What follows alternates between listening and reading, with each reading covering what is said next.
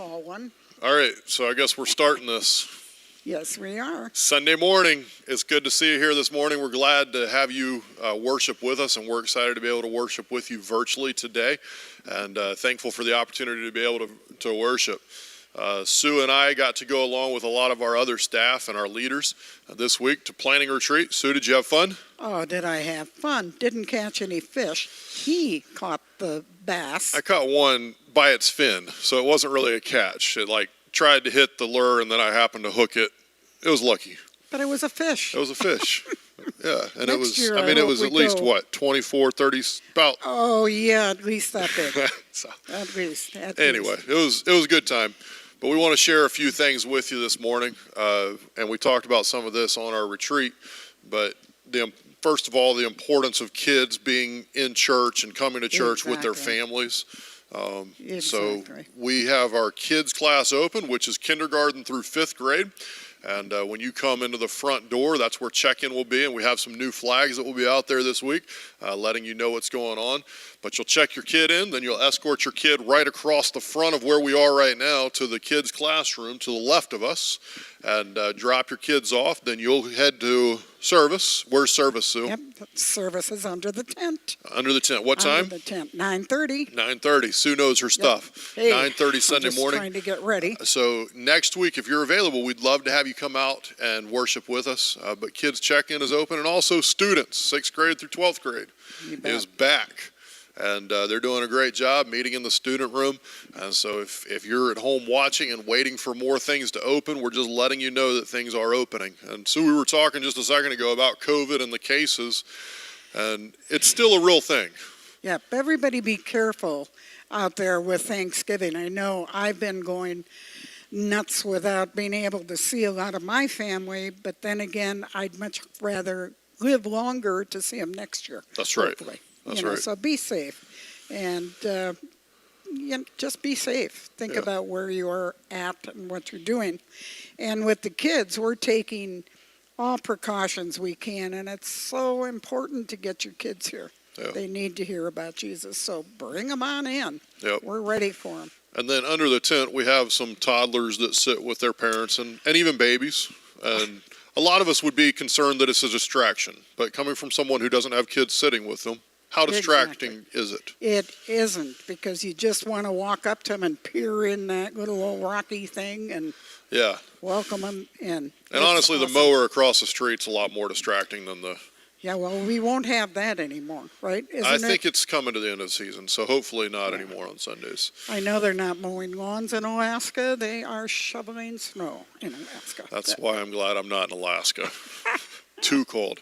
All right, so a couple things that we want to let you guys know about through the holidays, through Thanksgiving, and like Sue said, please be safe. Don't.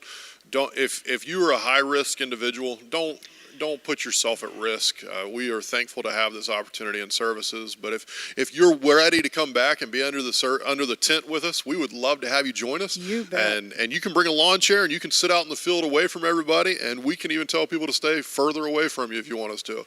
But we'd love to see you here. But coming up with Christmas, we got a plan in November, and so 2 things for Christmas. The first one is, Sue? The first one is Angel Tree. Now, that's where we're going to be collecting kids for the kids. Wait, we're collecting kids? No, I don't need any more kids. I got 4. Yeah, and I don't want any more either. That's right. Sorry, let me rephrase that. We are collecting toys for the kids of people who are incarcerated. Sometimes they just don't have a Christmas if it isn't for us. So, deep in your heart, go out and this year, rather than the tags on a tree, we're having virtual, or you can click on a link and sign up for your tag, and that everything will be done virtually through email correspondence and so on and so forth. And if you don't know how to do that, we do have younger people here who actually know how to do that. That's right. We'll find somebody. So you can ask. Well, if you want to do it, we'll get you hooked up. Yeah, and so with the angel tree, you will actually adopt a child or a family, and you'll go out and Right. shop and wrap those presents, put them into a big trash bag labeled, and then we'll have a day that we drop those off. All that information is on the link. You can find that underneath or in the email, and you can always sign up for the church email if you want to know what's going on, or on Facebook group, ask to join the group, and we'll have you there. And then the other thing that we're doing is... The other thing is Mercy Drop. We have been partners with them this year, and it's just awesome. They are doing so much for our community. They fed so many kids this year in 3 different neighborhoods, plus, from what I understand. And there again, we need toys.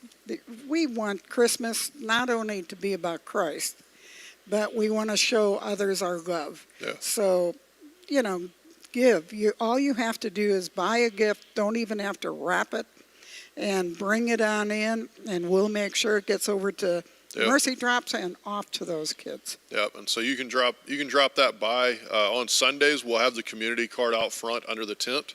Under the Connect Center tent. It won't be under the actual tent where we sit, but you can drop those toys off, and we'll make sure that they're dropped off to Mercy Drops. And, exactly. Man, Mercy Drops they're doing a fantastic job. And then not only being concerned about your community and what's going on there, do come and join us and go through our Life Track. Yeah. Life Track will tell you exactly what our beliefs are, and what we should do once we do commit to Christ. Yep. And as we said last week, believe, connect, and serve. Right. Yep. So do that. We need you to get your relationship right, particularly through this holiday season. I mean, what are we thankful for? Let's make sure that we're thankful for God and how He's working in our lives, and that He sent His Son on Christmas. Let us not forget those things. Yeah, absolutely. So go through Life Track. Yep, and we'll look forward to having you go through that. It's virtual right now, but we are going back to in-person in January, and so you can be looking forward to that. So if you'd like to do virtual, get signed up now so we can get those links to you. So exactly. let's recap real quick so we don't go as long as we did last time, because evidently we went too long, somebody said. Oh, my goodness. Actually, several people. So, all right, recap. All right, recap. Kids and students are meeting today in the building, so bring them on in. We're taking all sorts of precautions and keeping them safe as we can. Mask for 10 and over. Exactly. And Mercy Drops for our community, collecting toys, and again, Angel Tree virtual tags. Yep, for the incarcerated parents. Right. And I might add, we actually have a letter in the office right now from a parent who was benefited from the gifts of Angel Tree last year. It just came in this week, and they were asking how it's going to work out this year. And so that's really cool to me that Restore Church had that much impact, and you had that much impact to give, that we have an individual who is reaching out again on their own behalf just to say thank you, God bless, and thank you for what you're doing again this year. And so that it's really cool to see how it has repercussions throughout. You bet. Remember, Christ came to serve, so right. should we. Yep, So absolutely. should we. So come on, get back into church. Yeah, and if you need to stay virtual and worship with us, and that's what we're going to do right now. We're going to jump right into the singing with the worship team, and then Pastor's going to bring a message. And hey, Pastor's been going shorter, so you don't have to sit there as long, but make sure, hey, look, start a watch party, invite your friends via text. You can send the link however you want to do that, and let's watch this together, and let's worship God together. Thank you for being here. Thank you for giving, and thank you for being a part of everything going on at Restore Church. We miss you guys. Yep. Hope to see you soon. Absolutely. Okay, Next bye-bye. week, 9:30. Online, 8, 9:30, and 11. Awesome.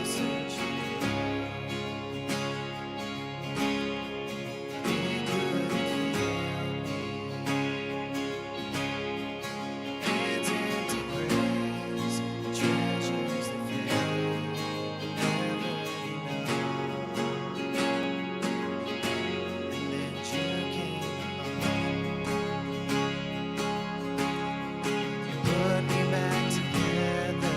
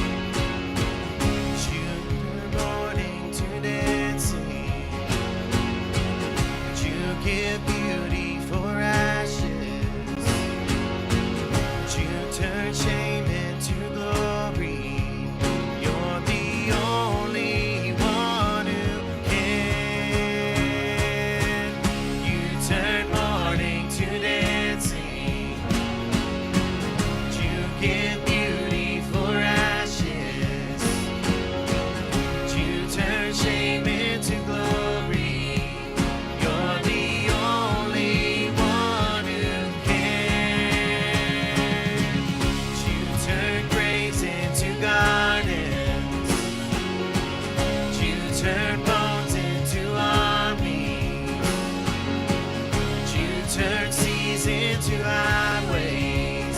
You're the only one who can. You're the only one who can. 'Cause Lord, there's nothing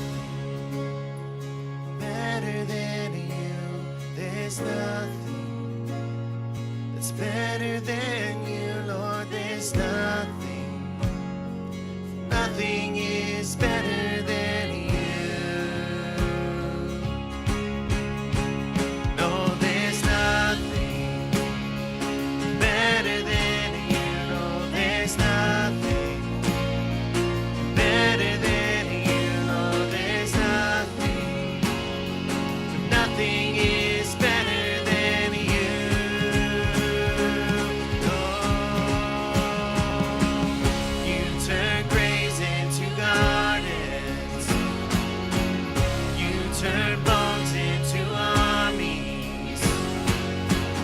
You turn seas into highways. You're the only one who can. You turn graves into gardens. You turn bones into armies. You turn seas into highways. You're the only one who can. You're the only one who can. You're the only one who can.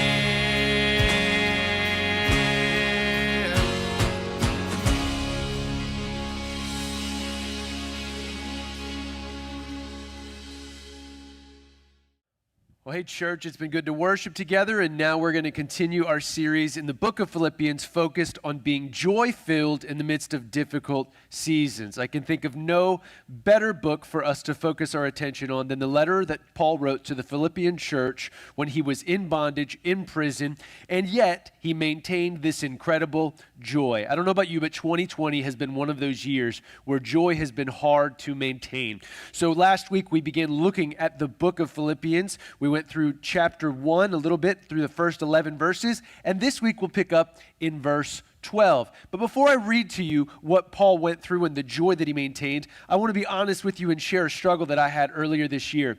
A few months ago, I found myself overwhelmed, discouraged, and just in a really dark place. And it wasn't because of the things that Paul was facing, like imprisonment, losing his freedom. As a matter of fact, it was something insignificant and small. There were 4 projects that I had taken on in my life, personal projects at home, a hobby project, just things I had to get done, and I was running out of time. And then my wife and I found out we were having a baby, which is exciting, but then even more projects I had to get done. There were some things going on with the church, some decisions that I had to make, some things that we were waiting on others to let us know if we were going to be approved to move forward on. And I just found myself overwhelmed, exhausted, and tired.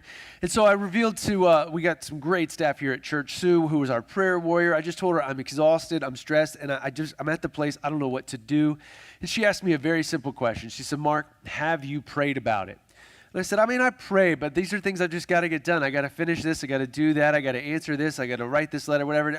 I just got to focus my attention. She said, you need to pray. And so I began praying, and that following Thursday, we started praying on a Monday. All I can explain it to you is I had supernatural, Holy Spirit-led power to I stayed up late. I got a bunch of projects done. I just began hammering things out. And then lo and behold, we get an answer on a decision we've been waiting for from our architect on some of the things we're trying to do in the future with our facility and our location, and as we grow and need more parking, and things that I've been worried about and have been stressing me out for months. In 72 hours, all of them were either a yes or I saw light at the end of the tunnel. And I'll be honest with you, it was just hard. It was one of those times where I was exhausted, and I kept telling my wife, man, I want out. And I don't know what I meant by that. I wanted out of my responsibilities. I wanted out of these projects that I had found myself overwhelmed by. And I'm ashamed to tell you that these were small, insignificant trials that I allowed into my life, and I was overwhelmed by them. This trial that Paul is going through is a little bit different.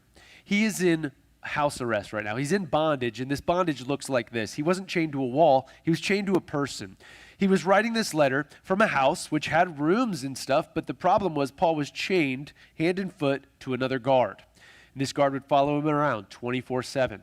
And yet in the midst of this persecution, Paul has some joy because his joy isn't founded in his freedom. It's not founded in his personal privileges. It's not founded in his wealth. And he gave away a wealthy lifestyle to follow Jesus. Paul finds his joy in Jesus and in the building of Jesus' church. So read with me, Philippians chapter 1. We'll begin reading in verse 12. Paul puts it this way: I want you to know, brothers, that what has happened to me has really served to advance the gospel. He says, this is good news. What I'm going through is advancing the gospel. And he says how? So that it has become known throughout the whole imperial guard. That's the Praetorian Guard, the most elite, powerful guard in all of Rome. He said, these powerful people, they now know about me, and I'm telling them why I'm here, about Jesus, and to all the rest that my imprisonment is, and if you underline in your Bible, underline the word for Christ. Here's what a lot of us do when we have a problem. We say, this is from God. This is because of God. And Paul says, this is for Christ. This is something that God's going to use to do something incredible for Jesus. Not for me, not from God, for Christ. And I hope we can look at all of our challenges as something that God could use for Christ. Go on in verse 14. And most of the brothers, having become confident in the Lord by my imprisonment, are much more bold. He goes on to say, to speak the word without fear. So number one, I'm sharing the gospel with influential people. Number two, there's boldness. Some of you who would never teach a class, you'd never lead a group, you'd never preach the gospel, you would never share your faith because I'm in prison. You know that I'm not going to lead a group. I'm not going to start a church. I'm not going to preach the gospel. You've got to do it. And you've stepped up, and they've been bold to speak the word without fear. He goes on, some indeed preach Christ from envy. He says, now I know some are not doing it for the right reasons. From envy and rivalry, he says, there's people out there who think they're in a competition with me. But others from goodwill. He's like, look, I know there's people out there doing it for the wrong reason, the right reason. And as long as there is the church, and as long as the church is filled with humans, there will be people who do things for the right reason, the wrong reason. There are some people who serve in kids because they love your kids. They want to share the gospel with kids. There's some people who serve in kids because they just feel guilty and they know they need to do something, so they're going to serve in there. There are some people who sing on stage because they love helping people lead them in worship and singing and playing an instrument. There are some, they just want to be in front of the spotlight. There are some who preach the gospel because they care deeply about God's word and they care deeply about people. And there are others who just want to be up in front of people. They want people to follow them. And Paul says, I know that everybody has different reasons, but notice what he says.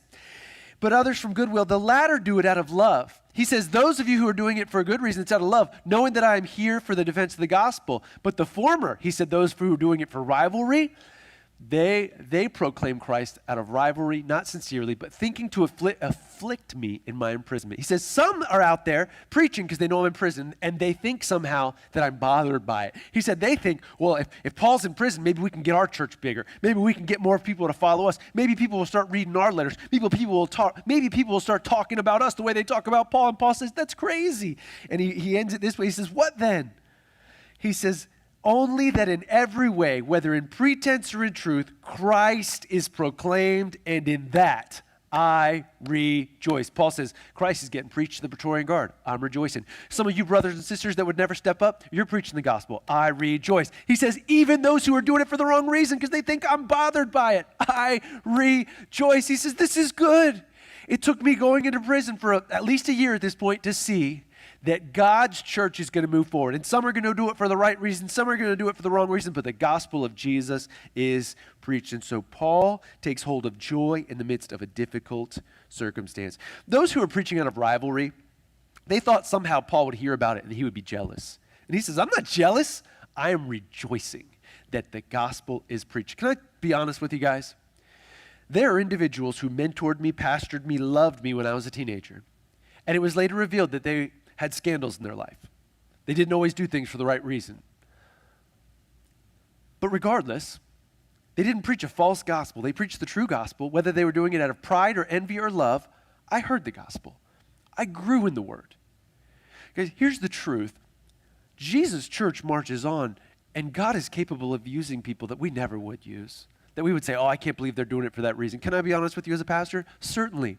There are often times in my life where I am not driven by just my love for Jesus, but I'm driven by, I want to be a church bigger than the church down the road. Or I want to see more people saved so that I can tell my friends, we had 13 people saved last week. Whatever. Whatever the driving force is, Paul says, listen, praise God if people are being saved, people are being baptized, the gospel is being preached. I rejoice. And so now I'd like to talk to you about your joy, because here's what I've found. I found that God is not surprised by Paul's trials, and God is not surprised by your trials. And if God isn't surprised, maybe we shouldn't be surprised. The American gospel goes something like this: I get saved and everything is great for the rest of my life, because we believe in the American dream. You get a job, you make money, you save money, you always have more money than you had before, and everything's up and to the right, and you never have any struggles. It's the American dream because it's a dream. There are mountaintops and there are valleys. Paul had been through the worst. He had been through the best. He will talk later in chapter 4 about having want, having need, and having abundance. But when we have these trials, we need to understand it's natural. Jesus didn't promise an easy life. He said, follow me, take up your cross, indicating it would be difficult. Also, if God can redeem Paul's difficult situation, then I should rejoice because God can redeem my difficult situation. Some of you, unlike Paul, your trouble didn't come for God, it came from you. Some of us are living through difficult seasons because of decisions we made. I mentioned earlier those issues facing me in life. Those were challenges that I brought into my life, projects I started. And I'm just telling y'all, at 35, it has taken me this long to realize I am not a multi-project man. I can handle one project at a time. Maybe I'll do some HVAC work. Maybe we'll add a patio. I don't know. But at my house, there's no more going to be one or two things going on at a time.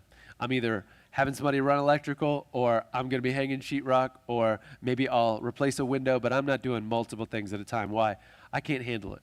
And I've come to realize that. So I'm not going to allow outside struggles, right, to discourage me. But he says, rejoice, knowing that the difficulties, whether they're from God, for God, or from our own sin, God can and will redeem them. The most important thing to take away from this text is Paul's perspective isn't focused on himself. See, what I'm going through isn't always about me. Paul wasn't in prison just for Paul's sake. By Paul being in prison, the Praetorian Guard would hear the gospel. By Paul being in prison, the guard attached to him would hear the gospel. By Paul being in prison, these brothers and sisters would receive boldness to preach the gospel. By Paul being in prison, these who were preaching for the wrong reasons would preach the gospel. Paul being in prison wasn't just about him. God was using it to grow others. Sometimes God allows us to go through a difficult season so that our neighbor will see the joy that we have in the midst of suffering, and it will be a gospel witness where we wouldn't have used our words or couldn't have used our words.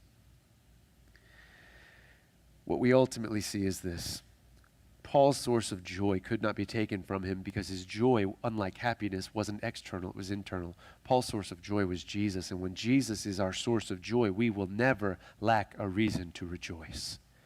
So my challenge to you this week is to take hold of the source of joy that Paul had taken hold of, because when he had a hold of Jesus, they took away his freedom, but he still had joy. When he took a hold of Jesus, they took away his rights, they took away his money, they took away his income, and he still had joy. They took away everything that mattered, they thought, but he had Jesus, and so he rejoiced. So the theme of this letter that Paul writes to the Philippians, he will say, stand firm. He will say, pray. He will say, you can do all things, but most importantly, he is saying, you can stand firm in joy. You can pray you can have a prayer life that is abundant with joy. You can do all things. You can even have joy in the midst of suffering.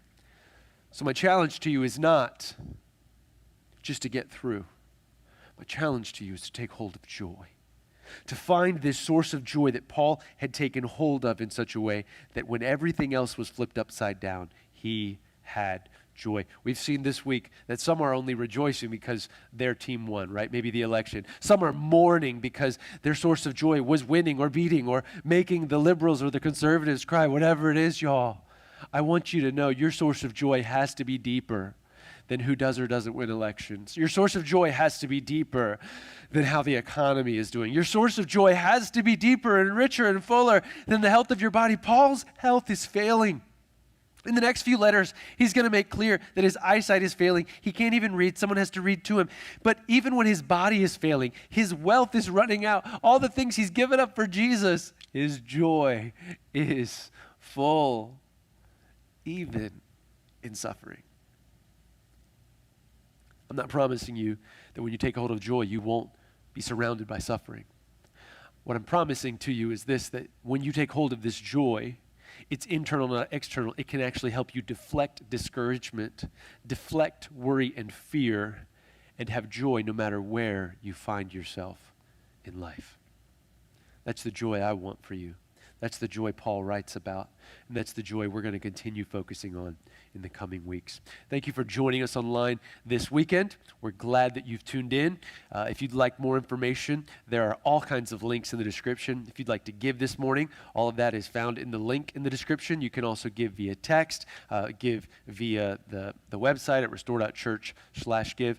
Thank you for your giving. We're partnering this year with Mercy Drops as well as Angel Tree to provide gifts for kids in our community this year. So we're able to do a lot of these things because of your faithfulness in giving. We've actually increased our missions giving. And as a matter of fact, giving is up at our church through this difficult season. So thank you for your faithfulness. If you haven't joined us under the tent, we have services every Sunday right now at 9:30 under the outdoor tent. This morning was incredible, great weather. The sun was shining. We're grateful for that. We can't wait to get back to what we call normal, but for the time being, we're going to have some new normals. It won't be long until we'll probably have something like an indoor and outdoor service. We'll make all of those announcements to you as we make those decisions, but we are grateful for all the good things that God is doing here. Our students began meeting regularly this week. Our kids have been meeting indoors for 8 weeks. Our kids and student leaders are taking all kinds of precautions. God has been good. We have been protected. And most importantly, our kids are growing spiritually. Our students are growing